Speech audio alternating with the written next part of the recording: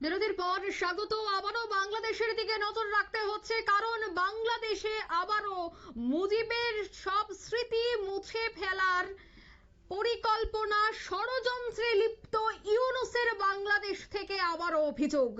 বাংলাদেশে মুজিবের ইতিহাস ধূলিসাৎ করা হচ্ছে। বঙ্গবন্ধু ভবন ধ্বংসের বিরোধিতায় এবার করা হয়েছে নয়াদিল্লি। ধানমন্ডিতে হামলা নিয়ে এবার বিবৃতি জারি করলো ভারত। সেই বিবৃতিতে কি বলা হয়েছে বিস্তারিত জানবো। টেলিফোন লাইনে যুক্ত হয়ে গেছে প্রতিনিধি শতাব্দী দেবনাথ। শতাব্দী, ঠিক কি জানতে পারছো? দেখো অঙ্কিতা, যে খবর আমরা পেয়েছিলাম যে গতকালকে প্রকাশ করেছে বাংলাদেশ নিয়ে, যে তোমার রীতিমতো একটা জ্বলতে শুরু করেছে এবং বাংলাদেশ একের পর এক তাদের যে অস্তিত্ব জাহির করছে, যে এই যে অস্তিত্বের জানান তারা দিচ্ছে, তা আগামী দিনে যে তোমার একটা বাংলাদেশের জন্য অগ্নি সংকেত বয়ে আনছে সেটা কিন্তু এই মুহূর্তে আন্দাজ করতে পারছেন প্রত্যেকেই। এবং সেই জায়গায় দাঁড়িয়ে আমরা সেখানে নির্বাচন ভবনের রীতিমতো যে ভেঙে ফেলা হয়েছে বঙ্গবন্ধুর যে স্মৃতি বিজড়িত সৌধ, সেখানে কিন্তু মানে তারপরে তোমার পাল্টা প্রতিক্রিয়া দিয়েছেন বাংলাদেশের প্রাক্তন প্রধানমন্ত্রী শেখ হাসিনা গতকালকে। এবং কার্যত এই নিয়ে এবার চুপ থাকতে পারেনি নয়াদিল্লিও, কেননা ইতিমধ্যেই তারা নয়াদিল্লির পক্ষ থেকে তোমার করা বার্তা এই মুহূর্তে জারি করা হয়েছে এবং একই সঙ্গে এই যুদ্ধ বিবৃতি জারি করেছে ভারত। এবং সেক্ষেত্রে উল্লেখ করা হয়েছে যে শেখের সংখ্যার বাড়ি বাংলার কাছে একটা গর্ব, আর পাটদারির নিপীড়নের বিরুদ্ধে লড়াইয়ের বিপরীতে আমরা রয়েছি। তাই সেই জায়গায় দাঁড়িয়ে মানে এই ধরনের পদক্ষেপ একেবারেই যে নিন্দনীয় সেই কথাই কিন্তু এবার বলছেন। পাশাপাশি আরো একটি বিষয় জানিয়ে রাখি যে শেখ মুজিবের এই যে স্মৃতিটুকু মুছে ফেলার একটা চেষ্টা করেছে, এতে করে তোমার ভেঙে গুড়িয়ে দেওয়া হয়েছে বঙ্গবন্ধু শেখ মুজিবের যে ধানমন্ডির বাসভবন, সেটাকেও কিন্তু কার্যত তোমার ভেঙে দেওয়া হয়েছে। একই সঙ্গে বুধবার রাতে যে ধ্বংসলীলার ছবি দেখা গেছে, এতে করে কিন্তু স্পষ্ট হচ্ছে যে বাংলাদেশ আগামী দিনে এক প্রকার মানে ধূলিসাৎ মানে ইতিহাস সবটাকে ধূলিসাৎ করতে এক প্রকার প্রস্তুত হয়ে উঠেছে। তাই এই জায়গায় দাঁড়িয়ে তোমার ঐতিহ্য ধ্বংস করা দেখে রীতিমতো আর ভারতও চুপ থাকতে পারেনি, তাই কড়া নিন্দা তারা জানিয়েছেন। একই সঙ্গে বিদেশ মন্ত্রকের পক্ষ থেকে বিবৃতি জারি করেছে এবং বিদেশ মন্ত্রকের মুখপাত্র রণধীর জয়সওয়াল তিনি বলেছেন, রণধীর জয়সওয়াল মুজিবের বাড়ির ধ্বংস করার ঘটনায় তীব্র নিন্দা জানিয়েছেন এবং তিনি কোট এও বলেছেন যে শেখ মুজিবের বাড়ি বাঙালির কাছে একটা গর্ব এবং দখলদারি নিপীড়নের বিরুদ্ধে লড়াইয়ের প্রতীক সেটা। এই ধরনের ধ্বংসলীলা কঠোরভাবে আমরা নিন্দা জানাই। এবং তারা বিবৃতিও মানে একটি জারি করেছে সোশ্যাল মিডিয়াতে এবং তিনি এও লিখেছেন যে যারা বাংলাদেশের মুক্তিযুদ্ধকে গুরুত্ব দেন তারা জানেন যে বাংলাদেশের কাছে এই বাড়িটার কতটা তাৎপর্যপূর্ণ ভূমিকা গ্রহণ করে, কতটা গুরুত্ব রয়েছে। আর এই বাড়ি দখলদারি এবং নিপীড়নের বিরুদ্ধে লড়াই প্রতিবাদের চিহ্ন ছিল, আর তাই সেই বাড়ি ধ্বংস করা অত্যন্ত দুঃখজনক। তবে ভারত সরকারের এই বিবৃতি যখন দেওয়া হচ্ছে, সেই সময় ঢাকায় ভারতের হাই কমিশনারকেও তলব করেছে ইউনূস সরকার। এবং সূত্রের খবর এও বলছে যে ভারতে বসে তোমার বাংলাদেশের অভ্যন্তরীণ বিষয় সম্বন্ধে রীতিমতো তোমার তারা মানে প্রত্যক্ষ করতে পারছেন তোমার প্রাক্তন প্রধানমন্ত্রী শেখ হাসিনা।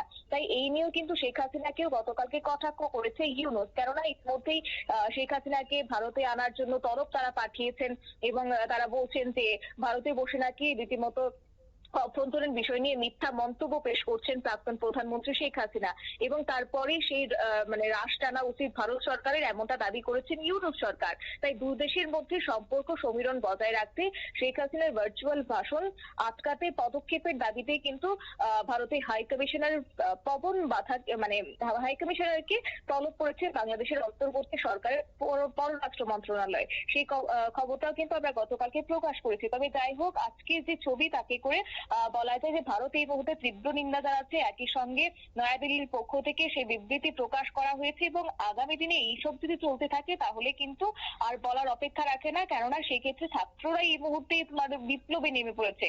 বুধবারের যে ছবি আমরা দেখেছি, এক প্রকার অশান্তির মানে লীলা তারা চালিয়ে গেছেন বুধবার রাত্রিতে। এবং সেই জায়গা থেকে ছাত্রদেরকে মানে শেখ হাসিনা বলেছেন যে তোমার ছাত্ররা যেন এইসব বিষয় থেকে অন্তত দূরে থাকুন, কেননা ইউনূস যেভাবে একটা কাঠপুতুলের মতো তাদেরকে ব্যবহার করছে, সেই জায়গায় ছাত্ররা যদি এই ইতিহাস ভেঙে ফেলে, ছাত্ররা যদি এই ইতিহাসকে মনেই না রাখে, তাহলে আগামী দিনে যারা ভাবি প্রজন্মরা রয়েছে, তারা বাংলাদেশ সম্পর্কে আদৌ কি জানবে, কি বিশ্বাস করবে সেই ইতিহাস যেই মানে শত শত মানুষের রক্তে একটা বাংলাদেশ গড়ে উঠেছে। তাই সব জায়গা থেকে বলা চলে যে এই মুহূর্তে ভারতও তীব্র নিন্দা জানিয়েছে এবং একই সঙ্গে বিদেশ মন্ত্রকের পক্ষ থেকে আজকের যে এই বিবৃতি জারি করা হচ্ছে, সেটা যে অত্যন্ত তাৎপর্যপূর্ণ ভূমিকা বহন করছে, সেটা কিন্তু আর বলার অপেক্ষা রাখে না অঙ্কিতা। একদমই। এবং এই যে ভারত একটি বিবৃতি জারি করলো, এই বিবৃতি জারি করার পর কতটা এবার চিন্তায় রয়েছে ইউনূস, কি বলবে? দেখো, ইউনূস এবার যে রকম ভূমিকা সে পালন করছে, সেই এই মুহূর্তে চাইছে যে সে কিভাবে ক্ষমতায় টিকে থাকতে পারে, কেননা নির্বাচনকে কেন্দ্র করে তো একের পর এক চাপ মানে ইউনূসের উপর আসছে। তাই সেই জায়গা থেকে ইউনূস এবার চাইছে সে কিভাবে তার নিজের জায়গাটাকে সে মানে মজবুত করতে পারে এবং কিভাবে ছাত্রদেরকে লেলিয়ে রীতিমতো মানে তার জায়গাটাকে পাকাপোক্ত করতে পারে, সেই নিয়ে সে তার মতো করে সে দাঁড়িয়ে রেখেছে। তবে হ্যাঁ, আজকের এই বিবৃতির পর ইউনূসও যে একটা চাপ পড়বে এবং আন্তর্জাতিক মানে বিশেষজ্ঞরাও কিন্তু তাই মনে করছেন, কেননা চারি চতুর্দিক থেকে কিন্তু ইউনূস এই মুহূর্তে জাতাকলে রয়েছে। এবার তুমি বাংলাদেশের মানে প্রধান রাজনৈতিক দল বলো কিংবা তোমার কূটনীতিবিদদের ক্ষেত্রে বলো, প্রত্যেক ক্ষেত্রে কিন্তু ইউনূস জাতাকলে, কেননা সে কিন্তু তার জায়গাটা যতটা না সে দখল করার চেষ্টা চালাচ্ছে, ঠিক তার অন্যদিকে সে কিন্তু ব্যর্থ হচ্ছে। প্রত্যেকটা পদক্ষেপে সে আজকে ব্যর্থ, প্রত্যেকটা জায়গাতে আজকে এই যে ধ্বংসলীলা চলছে, এই যে তোমার মানে সেখানে একটা নির্যাতন চলছে সংখ্যালঘুদের উপর, কোথায় আটকাতে পারছে ইউনূস? উল্টো দেখা যাচ্ছে যে নীরব দর্শকের ভূমিকা সে পালন করছে।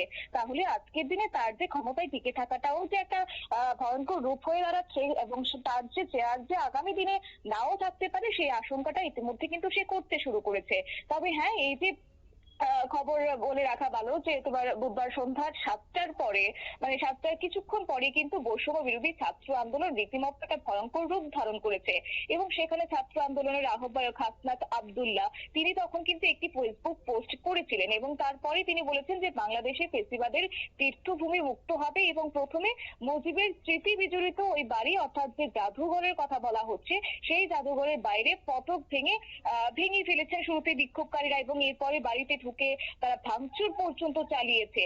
9টা নাগাদ যখন মানে রাত্রি 9টা নাগাদ তখন কিন্তু দেখা গেছে তিনতলা যে তোমার ভবনটা রয়েছে সেটা কিন্তু রীতিমতো জ্বলতে শুরু করেছে এবং এই নিয়ে বৃহস্পতিবার কার্যত দেখা গেছে একেবারেই যে ধূলিসাৎ হয়ে গেছে বঙ্গবন্ধু সেই স্মৃতি বিজড়িত মানে তোমার ভবনটি, সেটাই কিন্তু চাক্ষুষ করতে পারছে গোটা বাংলাদেশবাসী এবং এরপরে এই ধ্বংসলীলা নিয়ে রীতিমতো কড়া বার্তা তোমার দিল্লি দিয়েছে এবং ভারত দিয়েছে এবং সেই জায়গা থেকে অবশ্য হ্যাঁ, আরো একটি বিষয় না বললেই নয় যে ইউনূস সরকার কিন্তু এই নিয়ে মুখ খুলেছেন এবং তিনি যেটা দাবি করছেন যে মুজিব কন্যার বক্তব্যের মানে গতকালকে শেখ হাসিনা যে বক্তব্য রেখেছিলেন, সেই বক্তব্যের নাকি দুটি অংশ রয়েছে। একটা হচ্ছে জুলাই গণ অভ্যুত্থানে যারা আত্মবলিদান করেছেন শেখ হাসিনা তাদের নাকি অপমান করছে মানে মুজিব কন্যা এবং অন্যদিকে শহীদদের মৃত্যু সম্পর্কিত অবান্তর রাজকবি এবং বিদ্বেষমূলক কথা বলে নাকি পলাতক রয়েছে এই মুহূর্তে শেখ হাসিনা। তাই জুলাইয়ের গণ অভ্যুত্থানকে অবজ্ঞা করছেন এবং অশ্রদ্ধা করছেন